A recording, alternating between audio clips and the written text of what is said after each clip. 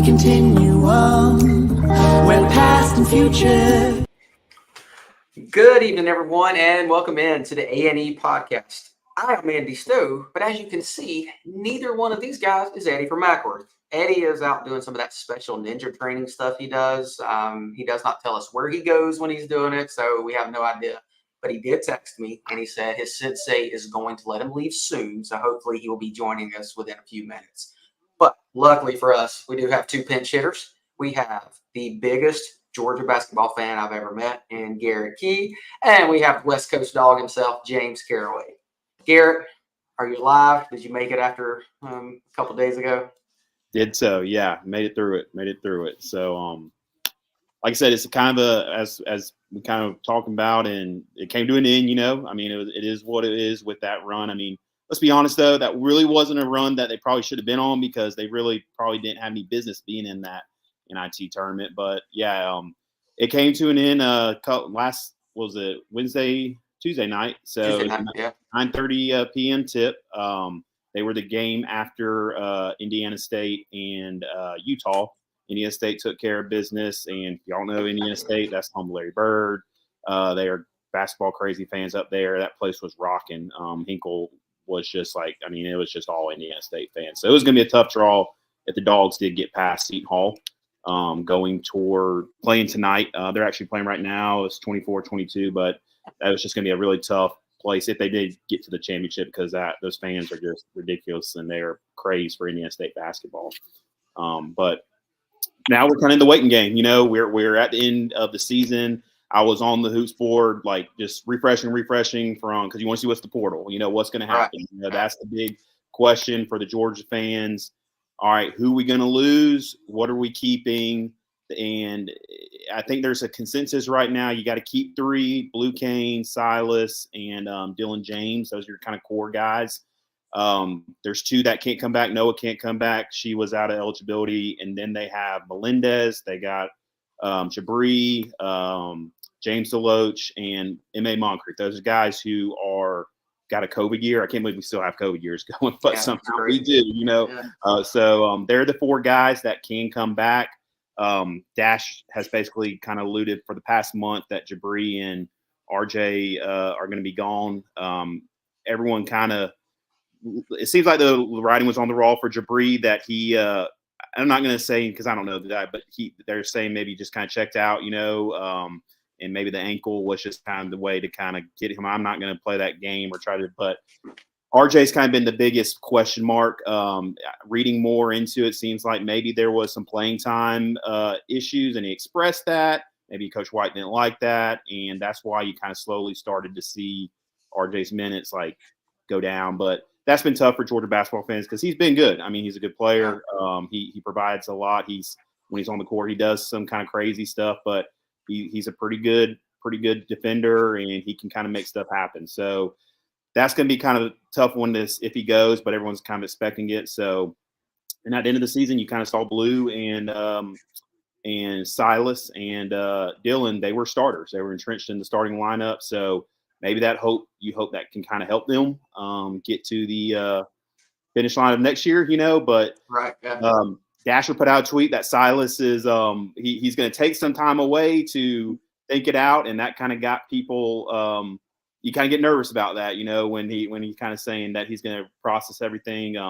Silas is from North Carolina, Blue's from Tennessee, so you'd have to think maybe those guys might get a run from the bigger schools, the bigger quote unquote basketball schools. But that's where we're at now. It's just a waiting game to kind of see what happens and who's going to go where and what's the portal going to give it and what is it going to take. Yep. And that's the thing. It probably will. There's always going to be, even now in the portal time, it's you never know what you're going to get from day to day. James, did you get to watch the game? What'd you think? I mean, from what I saw, I only got to see bits and pieces of it. They just got beat up. There wasn't much going on. Yeah. Go ahead, James. I saw the score. I was watching the Vegas Golden Knights, and I was like, I'm not turning this on. But I'm still kind of curious. Is this still a success for, I guess not an overall success on the season, because we did make it to the NIT, and I know everyone was very excited. And then what if we win the NIT next year? does that make that season a success, or is the NIT only fun one time?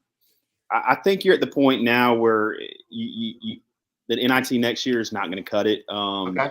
You're kind of in the mode where you got to make the tournament, and I hate putting stipulations on coaches. Like even football, basketball, like you got to win this games, you got to get here. But Georgia's, I think, at the point now where an NIT. It was. I think you can consider success. It's amazing how it evolved from like the end of the year where they were really doggone awful. How they ended the season. They finished it just kind of like they did last year, and then everything kind of fell into place with Ole Miss and Texas A&M making the run, getting into the tournament, that opened the door for Georgia, and then they just made that run. So I don't think if they're in that position next year, you're looking at it like you're maybe looking at it like, oh, this is kind of cool, this is great, because you got to start making the dough next year. Like the donuts need to start getting made, so to speak, and you got to get Right. And the good thing is we have a certain young man will come in and talk, and he will tell us how good the NIT, how good it was. There he is. Good evening, boys. What's up? How's everybody? Well, first of all, Andy, where did the ninja stuff come from? Did you just where did that come from? You told me not to tell about all your secret stuff, but I had to tell you were a ninja. So, I mean, look, he trains MMA, boxing, kickboxing. He does some Brazilian jiu-jitsu. He's in the gym every day. Like don't make this guy mad. That's what. And apparently, he's looking for a new podcast partner. So it looks like I got fired. Well, that is not what I was doing. So I was not with my sensei in the dojo getting another belt. Okay, that is not what I was doing. I was attending to some personal family matters. And so I'm glad to be here. James, hope you're well. Garrett, good evening. Andy, hope you're doing well. And here's how it went down, boys. So Tuesday, I texted Andy. And I said, hey, buddy, my flight gets back about 9 o'clock on Thursday. There's no way I can come on the show and we can't do the show Thursday. And this was Andy's response. I'm going to read it verbatim, okay? Just to make sure Andy gets this right. Okay, we will postpone till next week. We can't do the show without Eddie from Ackworth because you are the E in AandEPodcast. That's the last text he sent me. Today on the plane, I see a tweet that James and Garrett and Andy are now doing a podcast, and I'm trying to get home with my beautiful wife. Okay, so my question is the show now A and G and J podcasting, or is it the other way around? Because I want to know what y'all are naming the new show. It's definitely y'all show. We're the worst of the worst coming in here. And not according to this text and this tweet that I got from Andy. He's moved on. So, I might just have to log off here and let y'all have a good evening. You take a week off. It's time to go. We can't. We got to keep it moving. Unbelievable. Just Eddie, unbelievable. I was just worried you left your family behind to run and get back on the show so you didn't get Wally pipped. And I was like, I hope everybody's okay over there. No, my wife and I arrived together, James, and we got lucky today. We were able to board a flight early. We were literally supposed to arrive at like 9 o'clock tonight, and we got to the airport earlier than we thought, and we landed a plane at like 2 o'clock, so it got us here much quicker. So all good. We made it back. It was a whirlwind, but we're here. So good stuff. But we're glad you I've made been it back. listening in the background, hearing a little bit about the NIT, and James, I think, is in my mode. What did it do? That's a great question because we've been asking that since the beginning, right? I've been first and foremost saying that. What the hell does this do, right? And Garrett said, come on, man, get on board. It's the NIT. We got to do something. And I understand to a point what he was saying. But I think, James, what little I was listening to in the background makes a good point. Now that we've lost and got, you know what? I'll just say this real quick. That was the encapsulation of this season. We ran out of gas, right? I mean, we made a little run. We won 10 in a row early in the year. Everybody's all jacked up. And then we kind of hit the SEC and went downhill. Got on a little run in the NIT, beat some good teams, give them credit. On the road, they did a great job, and just got humiliated by Seton Hall. And I think we ran out of gas because we're a young team. So really, that's my question. I'll throw it to you, James, first. Does this do anything for us next year, or is this just now in the rear view window and we're moving on? I think it's in the rear view. I mean, I was looking up kind of TV ratings, and I was like, who really was watching this? And you're sandwiched between the men's game and then Caitlin Clark. And I mean, that's a tough draw to begin with. So I think it's fun. The players who played got good experience, but that's about it.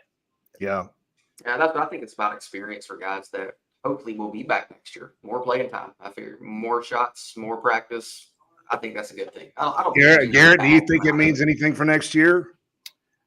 I'm kind of with y'all. I mean, it was a good run and everything, but would it have determined who might be going or staying? Like, if we were out after the S tournament, probably not. I mean, give them credit that they you could tell they wanted to be there. That was Sure, I guess, a good no thing. doubt. Like, No they doubt. show like that was a good thing to show. Like, hey, we're not going to pack it up. But as of next year, no. I mean, probably you can't really say, well, we made it to the NIT Final Four. It sets us up. I mean, it's as we're saying, it's all about now. Like, you got to make the donuts, Mike White, and we got to. There's no more. I don't think like going to the NIT and the feel good of what this season was like. We got to make the tournament. You know, So, I mean, it's cut and Do dry you right think now. this will help with potential transfers coming in? They'll say, "Hey, they made it to the NIT. That's potentially better than what their school did." So, will this help with transfers, or is this or is it basically NIL's going to be the reason you come or not? I think it's NIL. I think it's a Really? huge part. Yeah. I don't think someone's going to look and say, "Hey, Georgia made it to the Final Four of the NIT," and that's going to help get my decision further to committing or anything. I think you just got to hope that NIL and you know, I mean, you're going to compete with these other schools. You know, you mean Eddie? We were talking about before you came in, like, you know, Blue Canes from Tennessee, Silas from North Carolina. Don't kid yourself. I don't think those cats are going to start, especially Silas. You know, hey kid, you know, I mean. And Well, his tweet was kind of, or not his tweet, his comment was a little, I don't know. You can read into whatever you want, right? But it was kind of, it wasn't like, I'm back, I'm a dog. You know, certainly didn't say that. But, you know, he's got a lot to think about. Well, I guess my question, I'll throw it around to all you guys. What does next year for Mike White have to consist of to continue what he's doing? Does it I'll just put it simply. Is it the NCAAs or bust for this guy next year? Now, his contract's one more year, Garrett. He's got through next year, or is it two more? I can't remember. He has 6th year, I believe. Yeah, he has next year and 2 after. He's got 3 left. Yeah, okay. Yeah, he still has 3 total. No, I mean, that doesn't mean crap. I mean, you can fire a coach after you hire him in a contract. It doesn't matter. But does Josh Brooks look at this if let's just say we do not make the NCAAs and we make the NIT again? Is Mike White retained? Ooh. James, does he come back next year if it's just the NIT? Simple. I'm gonna say yes. I don't think they have the guts to cut the cord on it yet. Why do you think that? Sorry, Andy. No. Go ahead. I was just going to say, what if he doesn't make the NIT though? Then I think at that point that's a disaster, and I really think it's on the trajectory of the team. No one cares about those first 10. You know, they're not playing real tough out of conference, but if you win a couple games in the SEC tournament, then they're like, hey, we got something to work with. But if you're bounced early in the SEC, you don't make the NIT, the fans, as much as it's, you know, little brother to football, the fans won't stand for that, I don't think. So that sounds like NIT or bust. That's not what I wanted to hear. NIT or bust. Is that what it is here? I don't know. NIT? It's tough. I mean, that it's a great question, Eddie, because it makes you. I mean, you got to think about it. I mean, is the Georgia way? You know, we always hear about the Georgia way. You know, is it to do that type of thing? You know, I mean, Georgia's in all like sports, they not really are known for cutting the cord that quick. You know, so I mean. But you know what? Can I stop you, Garrett? There is no Georgia way when it comes to basketball. You're right. Good point. There is. You can't. No, I mean, it's just a disaster. And it has been, you know what I mean? I know what you're saying. We can't keep firing coaches, but nothing has seemed to work, right? And by no means, I don't want people listening to think I want Mike White out of here. I mean, I like Mike White. I really like what he's done. I think he's a great coach. But, I mean, I think the rubber meets the road next year. It's the program goes one of two directions based on how we end up. And what's putting more pressure on the whole thing is you're seeing these SEC schools, they're not getting any worse or getting better in basketball. You know, that's the you get Auburn, Tennessee, South Carolina, Kentucky, Florida. They're not getting this isn't the SEC of Mark Fox. You know, this is a new. I mean, heck, you're having Alabama. I mean, gosh forbid. Hopefully, UConn takes care of them, but they have a chance to win a national championship in basketball. I mean, this is the epitome of the football school. So that's what's made it even more difficult for Josh Brooks and puts a lot more pressure on the matter is you're having all these schools that are just becoming so much more successful so quickly, and you got to keep up with the Joneses a little bit, you know? That's Well, a one thing great is point. the coach that you have was at the Florida Gators, and they were down, and now they're back up. So that's one issue with it. But like Chris Taylor says, how does the Georgia football way impact the expectation level of the broader Georgia fan? So that's a really good question because, and you were bringing up the border schools. When Georgia football was this level, I always said, look, I know it's almost impossible to get to what Alabama is with Nick Saban. That is the outlier. But why can't we be what Florida is? Why can't we be what Clemson is? Why Tennessee had won a national championship? Why Auburn had won a national championship? I'm like, if LSU is winning a lot, like if those schools around us are at that level, why can't we be there? I'm not saying we have to be Alabama, which who knows, maybe that's where we're going to be now. But I've always thought we could be as good as that next group of guys. So Why can't we be South Carolina, right? why can't we be that exactly? Going to basketball But this year, right? They Alabama. came from nowhere last year. Well, yeah, Alabama, I get, but Auburn. Alabama has always had a pretty good program. Yeah. You know, South Carolina just came from nowhere. They were terrible. I mean, Yeah. the guy was going to be maybe canned or looked at, and then they had an incredible run this year, you know? So just give us one of those. I mean, just one. James, what do you think? I kind of refined what I was thinking. We have to be in the graphic, whether it's the first four out at the on Selection Sunday. You need to see that picture of Georgia in the discussion for the NCAA tournament. That is the bottom line, bottom of the barrel expectation that needs to happen. Yeah, I think I don't think Mike White's going to get fired next year unless it goes really far south, but stranger things have happened. I just don't want next year to be the next Ant-Man for Asa Newell. Comes in here, we get no bounce out of it. He goes to the NBA and balls out after 1 year because that's what's going to happen, right? We got to, when he's here, we've got to capitalize on his talent. And apparently this kid is phenomenal, right? So, hey, and my wife's like, are we going to get Bronny James on the transfer? Hey, maybe we could. I don't know if the kid's that good, but that's a little juice in your program, right? LeBron's son. Just think what that would do. Who knows what it would do for wins and losses? I don't know. But could you imagine how packed that place would be? And if you see LeBron James' son on billboards, on pamphlets, whatever, that would be ridiculous. Whatever. Yeah. All news is good news, right? We talk about it. Bad news is good news. Or bad press is good press. It's press. As long as they're talking about you, that's all that matters. Yeah, exactly. That's what the great Dale Earnhardt said. He said he liked boos or cheers. He didn't care as long as they're reacting. Yep. But yeah, that's going to be interesting to see what happens with that. But James, are you like me, James? You watched barely any of that game. I mean, I watched a little bit of it, and I saw where it was going. I turned it off. I couldn't. I had a big hockey game to watch, so I was watching the box score. And if LeBron comes to the the same night that Caitlin played? I can't remember. My nights are all running together. Was Caitlin on that night? They were Monday. No, that was the night prior. That was a Monday night. Yeah. Monday night.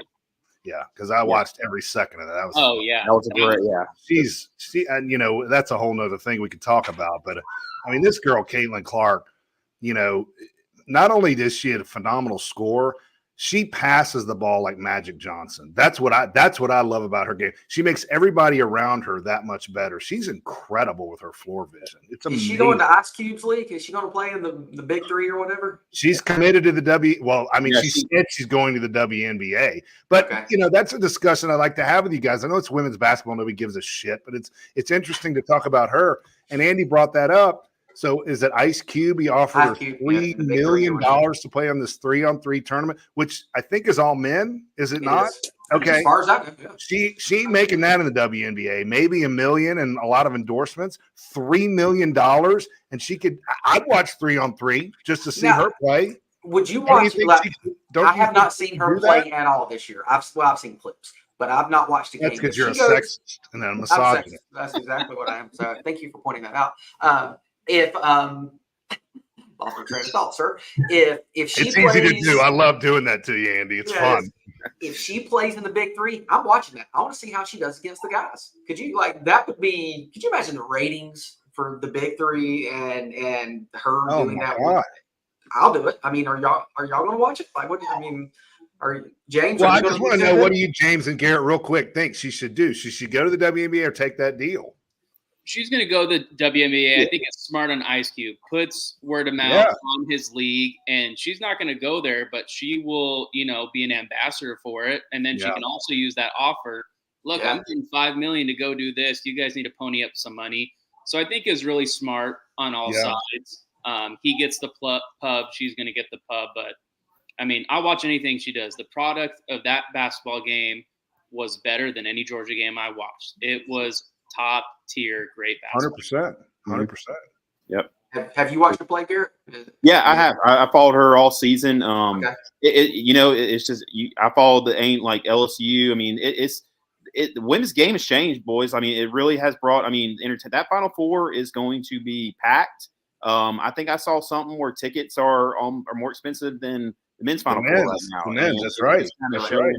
And it really has changed when it used to just be UConn and Tennessee, and that was for I think in 30. I was listening to Jeff Dancer's podcast. He was interviewing Mississippi State's baseball play-by-play, and he does the women's basketball play-by-play. Mississippi State beat UConn, I think, in 2016, and he said that changed the whole game. It opened it up to now these other teams come in, and now you got these like teams that it's not boring anymore, and it's exciting basketball. And what Caitlin Clark and having that, last year with Caitlin Clark, Angel Reese, the ring and everything, it just made it that much more entertaining. Well, let's not get too carried away, though. I don't think this it's just kind of like the soccer argument we always have in America every year. Here it comes, soccer's out. No, the soccer's not. You've got superstars, and when Caitlin Clark moves on, Angel Reese moves on. And I'm not knocking the other players, but they're at another level. I don't know if it's sustainable because – beginning of the year, I wasn't watching women's basketball. I started hearing about Caitlin Clark, hearing it. Okay, I need to watch it. I watched her. I was like, holy crap. And I started watching Iowa basketball because of her, right? So you got to have a superstar like that, to sustain it. I'll say this. Why can't the men get 4 quarters like the women? I love the 4-quarter style. You do like that? I do too. It is interesting. About 8 years ago or something. Yeah, it's interesting seeing them go to that. I mean, it's a fairly new thing for the women's game, going to quarters. But I would think they would embrace that because that's a lot more commercials, is it not? You're getting a larger break there between the quarters. I know they have their built-in timeouts and stuff, but I think overall, I bet the women get more commercials out of it. I guess. Andy, do that math for me, would you? Yeah, I'll look that up. I'll get that to you soon. Yeah. Thanks. Well, I do want to start talking. I want to talk about the Braves because they are 1 week into the season. But before we do that, I do want to mention the Georgia baseball team. So they're 23-6 at this. Currently, they actually won. They beat Georgia State 10-1 on Tuesday night. They took 1 of 3 from Tennessee, which is a good thing because, as y'all know, going on the road in the SEC is almost impossible to win. And they open up a series with Mississippi State, who is ranked number 19 in the country right now. What do they need to do? Is a 1-2 trip to down there to play Mississippi State? Is that a good trip? I mean, if they go to Starkville and go 1-2, is that a success? James, go ahead. I think they just have to play well. Don't get blown out any games. I would like to see the pitchers pitch better. That's always going to be Georgia's issue is the pitching. And the SEC is such a grind. I'm not going to sit here and say you have to win 1, you have to win 2, but be competitive in all 3 games and see some improvement from the pitching staff. Garrett? Go ahead, Garrett. Yeah, I'm with you. Like, it's all about staying above water right now for them. I think the old saying is don't get swept on the road and win your series at home if you can in the SEC. Yeah. And the magic number to get into the tournament is 15 wins. 15, right. You're in. So, like, Georgia has a tough schedule right now. I mean, they played in Knoxville, at Starkville, and they're after this Starkville, they get 4 out of 6 at home. So that's huge. That's huge. So stay above water. Get a game if you can. If you get 2, you bowl. I want 1 game. If they get 1, I think. But if they can somehow pull off 2 of 3, that's huge. That'd be massive. Yeah, and I think James nailed it too. It's the pitching. I mean, these guys can hit. We know that, right? They can score runs like nobody's business. But it's the pitching, and I mean, who could have predicted the first game against Tennessee we run ruled their ass? I mean, that was unbelievable, right? Yeah. So really, that's a win right there. The other 2, we lost, but hey, 1 of 2 against Tennessee like we did, I'll take that all day long. So, if you got to put a number in, Andy, don't get swept, right? Yeah, that's what I just want. One Yeah, man, and yeah. and Slade Alford's going back there. He played there for the past 2 seasons, so that could be big for him. So maybe there'll be a little juice that they can come out and, like I said, if they can somehow pull out 2, that would be massive. Well, I got to throw this in real quick. I got a guy that works for me who actually played college baseball at West Georgia, and he texted me. He texted me Friday. He's like, "Are you keeping up with Charlie Condon?" I'm like, "Are you an idiot? I mean, come on. I watched every game. Yeah, but I mean, he doesn't give 2 craps about college baseball. Certainly not Georgia baseball, and it's starting to catch people's eyes that this guy Charlie Condon is worth sitting down and watching a baseball game. And the next thing out of his mouth was, "How the hell do you watch these games?" Right? And I had to explain ESPN Plus, all that kind of stuff. Yeah. And that's the problem. Nobody can find the games, right? Or it's a pain in the ass to do so. But Charlie Condon is starting to get talk from people who do not care about college baseball. And maybe he gets a little Caitlin Clark juice, right? Who knows? Yeah. Not to say Charlie's a woman, right? We're not going to go down that road. In San Diego, people are noticing out here. I've been getting texts from my friends. Really? Yeah. That's good. Yeah, he's there. He's projected as high as 3rd in the draft right now. So if he keeps this up, Andy, and he finishes like with an incredible, do you think he could go number 1? No, you're shaking your head. No, I don't think so. What I just said. No, James said no. Yeah, I think Florida guys going to go number 1. So. But get the golden spikes, and you're a top 3 pick. Yeah. I think they're going to take the Florida player, but he right now is hitting 481, 19 home runs. Caglione, is that who the Caglione guy? Caglione. Yeah. He's Jock Caglione. He's playing. Right. He's playing both sides of the. He's a pitcher and he's next level. And of course, the pitcher. Can't remember his name, from Wake Forest. He's he can throw 102. His stats are ridiculous, but yeah, I think Charlie Condon, if he goes top 3, that's going to be huge for the Dogs for recruiting, and hey, for him too. Let's move over into the Atlanta Braves. They have started the year out 3-2. We've seen 1 full turn through the rotation. That's a little questionable. They open up a 3-game series tomorrow night with the Diamondbacks in Atlanta. After the first week, we got the pitching numbers are we are right now in ERA. They are 10th with a 3.21 ERA. They're 26th in the league with 46 strikeouts, but they're 7th in the league with 17 walks. If we would have said who the best starters of the week were going to be, we would have all picked Charlie Morton and Ronaldo Lopez, right? Yeah. And Chris Sale and Spencer Strider both look pretty good. Max Fried got torched. He was the shortest outing of his career. But that's 1 game. But Max Fried threw a strikeout. He did. He struck the batter out. Go ahead. He did. It was bad. Did. Yeah, I was going to let you get that. But yes, he struck the batter out. But so after the first week, Eddie, how are you feeling about the pitching rotation?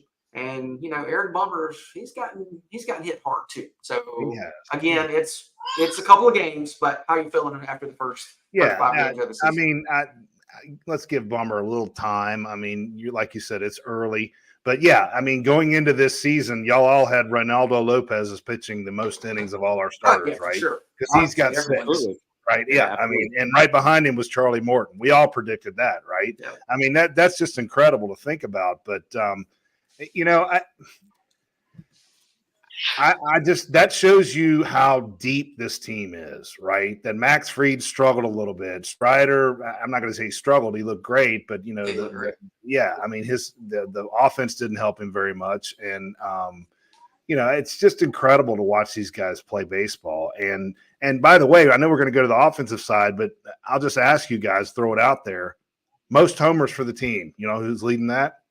Ozzie, right? Obviously. Wrong. Marcelo Zuna. That's 3. right. Highest batting average. Who has the highest batting average? I'm looking at it. So I know that. Nope. Wrong. I know Andy's looking at it. I'm looking at it. James, you know it? Harris. Jared Kelnick, 545. Who has the most hits on the team? Olsen. Wrong. Orlando Ozzie or Garcia. Harris? Oh no, RC. Orlando. Yeah, Killing the ball. That's what I'm He's saying. killing it, yeah. Just roll that around in your head for a second. The things we just went through. Nobody predicted any of that, especially Kelnick. I mean, we're all ready to cut him, right? Yeah. I mean, and he's really batting well. So I just love everything I'm seeing top to bottom. Yeah, I think I think they're the best team. I still think they're the best team. But James, when you look at the pitching staff, do you see anything that you're like, oh crap, was that shortest outing for Freed? Like, oh god, or was it just one of those deals? I'm glad it happened to Max because no doubts. Any of us don't have any doubts the guy's going Right. to bounce back. Just didn't have it. Strider I thought was great, but this happened last year too. That 6th, 7th inning gets too cute with the off speed and attack guys with your number one fastball, not the 96 one in the middle. If you're going to throw it down the middle, throw it 98. Or 98, yeah. He was dominant before that. I think the team looks great. It sucks that last game got rained out because they'd be 4-2 and it just looks prettier. Yeah. And then they played in like the worst condition. The It worst. was like such a bummer to watch it, like in guys in ski masks and everything. It's like, what the hell is And this? like 2 people in the crowd too on top of that. Yeah. It's almost like they didn't even like. You could see when they were swinging, they're like, "Screw this! This sucks." Yeah. Like They didn't want to be want it there. out of there. No, and that's why I'm not upset Garrett? that the game got canceled. I'm happy because it puts Spencer Strider opening tomorrow night. Mhm. So I'm good with it. Garrett, what do you think? Yeah, I mean, it's kind of been a weird. It's been a good start, but it's just been kind of a weird start to see. I mean, you had, Max give his worst outing of the season or his career basically, and they won the game. And then that White Sox series was just really weird. You had the first game they dominated, the second game it rained out 8 innings, then you had the third game snowed out. So it's just kind of weird. But I really look at the schedule coming up, boys, and they got a good. I mean, you got the Diamondbacks coming in. You got 4 games with the Mets, and I mean the Mets are just they're just a cluster right now. So like I really think you can see them start getting some separation in NL East. And I mean, if y'all even watch any of they played a doubleheader against Detroit. There was nobody in those stands today. So this is a big opportunity for the Braves. You're home, and I think we're about to roll. It's a 2-man division. It is. Marlins and Mets are so bad. God, just makes me want to cry. The Mets are bad. I know, right? So sorry.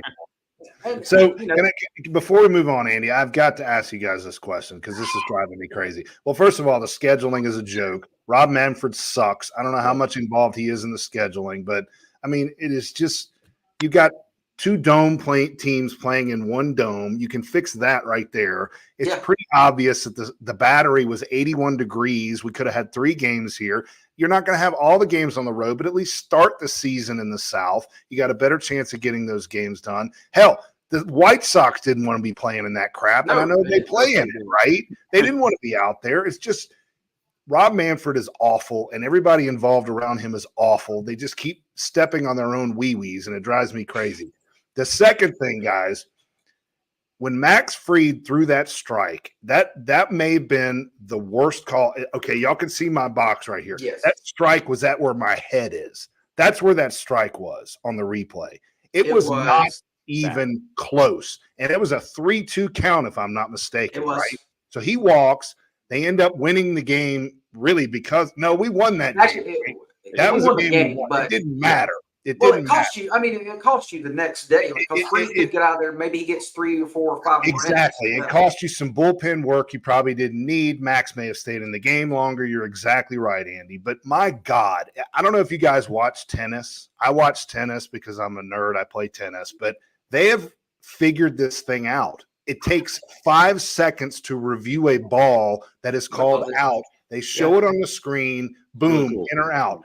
Why? I know they're working on it in AAA, but good grief, get this thing up, have 3 replays a game where you can look at it. The guy taps his head, and I say even wait until it's a 3rd strike or a 4th ball, right? Wait until in the count and do this thing. It's atrocious that they're allowing this to continue. Eddie, why not robo-umps?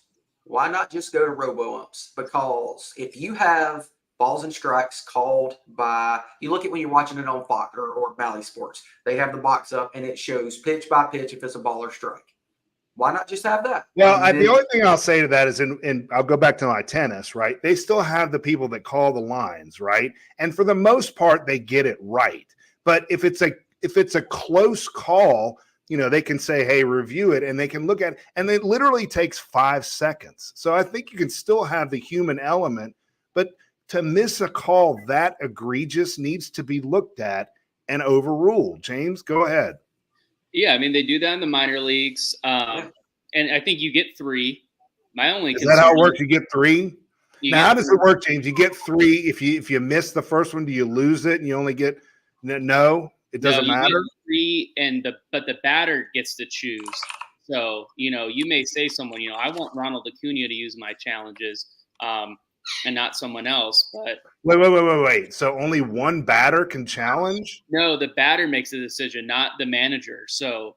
I see what you're saying. Okay, so any batter makes a decision. Yeah, so you could have your 8th batter, and you're going to tell them, don't challenge a 1-1 count. Save it for the good ones. Sorry, my baby's screaming over here. That's okay. No problem. But I think that's what they should do. I like the human element. Now, what about the pitchers? The pitchers can challenge too, right? Same thing. And they get 3. They get 3 as well, right? I think it's just you get 3 the entire game. Okay. I'm not 100%, but I would like to see 3 from the offense, 3 from the pitching. I mean, they're shortening the game so much. Like, what's 5 seconds going to do? It's not going to cost anything. Just don't leave it in the hands of Snit. My only concern with this team is Snit challenging. Guy doesn't know when to challenge a call. Oh, hang on, we'll go to that in a second. I will say he didn't raise any hell about that call that I saw. I mean, he should have been on the field kicking dirt like Billy Dan Martin. That was that bad. So they use robo-umps in the minor leagues. They use it where the computer calls balls and strikes, and it signals down the umpire. It signals it to them, so they call it. So there's no ball or strike with the umpires calling. So why not just do that? So forgive my ignorance. Sorry, Gary. We'll bring you in a second. There's an umpire behind the plate, and he's hearing in his ear what to call. Yeah. So if it's a ball, and so the thought process is if I'm batting and there's a strike 3 call and it's a robo ump and I say that's a ball and they called it a strike, then you're out. So it's like you can't argue with a robot, and it's quick. I mean, it's not like it takes time. So. You see it on TV, it's immediate. And so they get a signal. I don't know how the signal works, but it's ball strike. I don't know what it does in the ear, but it tells them ball or strike. Why not just do that? And then the umpire behind the plate or in the fields, they get to make the plays. If there's a play at second base, they call that. Yeah. And that keeps the human element in there. But on a ball and strike, why have human element on ball and strike? Because that may have been the worst missed strike call I've ever seen. That was right down the middle of the plate. And could have cost the Braves not only the game, but Max Fried's start. Yeah. And tell me you wouldn't be excited. Sorry, Garrett, before we pass it to you. Watching it on the big screen, the pitch coming in and whether it lands in the square or not, like tennis, and the fans would go nuts. That would be an awesome part of the game. It would be so cool. No, you're right. I was thinking the same thing, James. Like with the tennis, like I watch tennis too, Eddie, and when they do the challenge and stuff, it's instant, and then you get the clapping and stuff. And it's kind of like exciting, And you're right. That's right. They do the clap and they put that thing on the score, and you know what it is in 5 seconds. So you can't kid me or tell me the MLB can't do something like that when it's showing the strike zone on the scoreboard or something, and then you're back to the pitching and the count's still going. So I'm with you. I mean, it sucked for Max. Now, I don't think Max was great anyways, but he was wild. That certainly didn't help, and it just, I mean, that kind of was the end of it, but it was frustrating, when you see that. That was what I thought? I thought his moment was going to be when he kind of slipped and kind of caught his leg underneath him. I looked at my son. I said, okay, this is what he got stepped on in the World Series. He's going to come out and ball, and it didn't happen. Well, I mean, forgive me, he did throw that strike, so maybe that was the moment, but he didn't really do that. I was like, I was kind of disappointed in what he did after that. Yeah, he was wild. That I was shocked at how wild he was, and that's what a couple of my friends were talking about it. They were like, "Yeah, that sucks. He got screwed." But yeah, he did not. To me, he's a vet at this point. He shouldn't be nervous. Chris Sale, nervous. I get it. New team, wants to impress. Max Fried is beyond being nervous in those spots, I would think, right? Yeah, he should be. I mean, he's been Yeah. starting opening day for the past 3 years. Yeah. So, and maybe he was pressing. Maybe he was like trying to show that he should have been the opening day starter. Who knows? But Is the contract starting to weigh a little bit on his mind? He wants to Never show know. You something. never I know. don't know. But Nola got rocked too. I he mean, did. True. I don't remember anyone actually getting a hit off Max. Is maybe soft contact. I just remember him walking everybody. He Nola, was walking everybody. Yeah, he wasn't getting hit. I mean, I can get stats, but he only gave up a few hits. I mean, he only gave up, what was it? 3. How many runs did he give up? Max Fried. He gave up 3 earned runs, and I mean, so he only gave up 2 hits. But that's the it thing. wasn't But he had atrocious. 3 walks. Yeah. That's the problem. I mean, he just couldn't throw a strike. So, Walks are but cool. what And about his the pitch offense? count got really high really quick. That was all Yeah. the other problem. Yeah. They were Yeah, working. But we were talking about the How offense. fun, a little boys, bit. was it to see, like, I mean, those fans were rocking that Friday. That Thursday, Friday. I mean, that was loud. And then I mean, those dudes are like Florida Gators leaving Jacksonville. I mean, they got the hell out of Dodge, when they realized what was coming on. That was the most enjoyable part. Oh, Just seeing them absolutely. just shut up and just that was fun. And it was also fun to see Orlando Arcia have a great series Yes. against them because they hate him and what he said about Harper last year. And he had a great series. He hit the ball really well. Yeah, that whole thing with that. I wish Arcia would have tackled Bryce Harper when he came around in the base one. And I know we've talked about wanting a pitcher to earhole him, and I think Chris Sale is that guy. He will do that. But like, why didn't Arcia say, you know what, screw this guy. He's not going to stare me down. Like, So, pull Andy- a Freddie Freeman, pull a Andy, who was the catcher in that game? Was it Darno or was it Sean Murphy? And if we, it are you doesn't talking matter. about?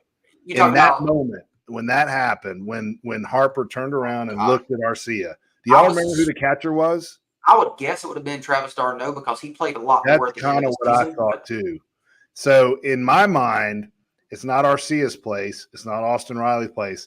It's the catcher when he comes home, like Where's Brian McCann McCann? did. Where's Brian McCann at? Exactly right. Just stand there, right? That's to me what should have happened. And then really the next pitch is an ear hole, and that's where Chris Sale comes into play, right? Purcell is a bulldog. You can just see in his demeanor when he's pitching. I'm excited. That guy is a wisp. I mean, I thought Max Fried was skinny. That guy's 6'6" and he weighs like 150. It's I think they say he ridiculous. weighs He looks 165. unhealthy. Yeah, he does look He looks unhealthy. I mean, He does. Garrett, give him something. Come on, he needs some meat on his bones. Right? I'd definitely give him some. He'd take it. we were watching the game. It was that was on Easter when Chris Sale was pitching, and my family was here at my house, and my brother-in-law's mom was here, and she was like, "Oh my God, how tall and skinny is that guy?" I was like, "He's like 6'6", 6'7". He weighs 165 pounds." She was like, "Is he healthy?" I said, supposedly he is. I don't know. But that's one of the skinniest guys I've ever seen. But he can sling that ball. He's got that He can. almost Randy Johnson, herky jerky type weird thing. God, I love watching him pitch. I've always liked him, and now that he's in the Braves uniform, I love watching him pitch. Well, he hides the ball. They said it's really hard to pick up. I mean, James, you can talk about that, but the way he delivers that ball, it's hard to pick up on how he delivers it, right? especially as a lefty. I mean, he's coming across. And I've listened to Trevor Plouffe talk about it. He goes, it's the hardest at bat you'll ever face, and especially these guys in the NL East who haven't seen him before. Yeah. It's just so difficult to pick up, and he's just so whippy with that movement. I was really encouraged with how he looked. That's such a tough at bat, especially those lefties. Bryce Harper, that's who you need to get out. Yeah, right. Chris, I know Max Fried struggled a little, and Aaron Bummer struggled. This team, Bill Shanks was talking about it, and he said this is the best team he's seen come out of spring training probably ever for the Atlanta Braves. If Bill Shanks says that, I take his word for it. Bill Shanks knows the Atlanta Braves through and through. So that's impressive to say the least. Well, one, we came out healthy of spring training. Yeah. We had almost zero issues, right, that I heard about. And two, we're deep. Yeah, very deep. We're deep. I mean, especially in the pitching staff. You can go even back to AAA and say, okay, if we have a problem here, guys, we're loaded in AAA with pitching right now. Maybe not so much on infielders and outfielders, but pitching, my God. Yeah, Huascar Noah had a really, it's Huascar Noah, whatever they say. He had a really good outing, 4 innings, I think, no runs and 4 Ks or something. Like Bill's talked about him earlier. So yeah, they're so deep, and I'm excited. I'm excited tomorrow. And I think this is going to be versus the Diamondbacks is going to be kind of a measuring stick. See what we got. See what they Yeah, I have. think so too. Yeah, so I think it's Losing going to be a Murph. heck of a series. We didn't even mention losing Murph. I mean, that's a Yeah, big I deal. know. But you That was have so weird. You know, you it got really was. Travis. I mean, thank God we have such a good backup catcher. That's a one everywhere else. And do y'all Yeah. remember in the offseason, people were saying, "Oh, we need to trade Travis d'Arnaud because you got Sean Murphy." I'm like, what are you talking about? Like why His would you club- do Well, that? if you remember, Andy, when he made that trade, everybody was like, "What the hell is he Why? doing? We got a Yeah. catcher. This is stupid as hell." I Well, I was said- one. oh, I I raised was my hand. I said the same thing. 100%. AA brilliance always. I mean, the guy just knows what he's doing, and I think a lot of that was because of the changes that were coming with the pitch clock and the throwing over and all those kinds of rules. He took that in mind, and that's why he took. And Sean Murphy's a beast. I can't wait to see him back. He's just awesome. Yeah, he's and they said so he's on the 10-day IL, and they gave him a grade 1 oblique strain. So they said pretty much that was the best case scenario for that particular injury. So maybe he'll be back. I mean, I guess that was that opening day. It was. or- I believe it was. Yeah, I think it was. I mean, in theory, he could be back in 6 days. So Yeah. this is Marsh Mutt says you think we could look into a South Carolina type season more than once every 20 years. We talked about that earlier, how we are trying to figure out why South Carolina can be really good at basketball. The guy you kicked off your podcast brought that up, actually. You remember? Yeah, he got kicked off. Eddie sucks, Yeah. but Ninja Training or whatever. But we did talk about basketball earlier, so yeah, you can go back and watch. We'd appreciate it. It's going to be posted. It'll be back on. It'll be on YouTube soon, or it'll be after as soon as we get done. But guys, before we get out of here, there's really not a whole lot going on with the Atlanta Falcons. They did sign a cornerback today, but I think that's a backup move. I don't see anything. Yeah, that guy's been injured a lot, and I don't know if y'all pulled it. I looked at it. It seems like every other year he's had an injury or whatever. I mean, it's a body. That's fine. The draft is, for the love of God, don't take a cornerback at 8, please. Yeah, the draft is 3 weeks from tonight, so they'll. Oh, is it really 3 weeks from tonight? Crazy. Yeah. So we'll start getting some, rumors, and we had talked about that earlier. There are rumors with what the Falcons may or may not do. Who knows? No, does anybody know? I think people just tell them that, just tell these reporters something just to put it out there to get people to listen and try to trick them. But guys, it's been fun. We want to thank everyone that's joined us tonight and is watching in. And if you watch us later, we appreciate it. Eddie, before we get out of here, you got anything you want to say before we end the show? I'll end it like I always do, Andy. Go get your colonoscopy, go get your blood work, and give blood. Please, for the love of God. It saves people's lives and could save yours. Save mine, save my wife's. Can't think of a better way to end it. So for Garrett Key, James Caraway, and obviously Ninja Eddie, I'm Andy So, and we will see you guys next time. Go Dogs and go Braves. Oh.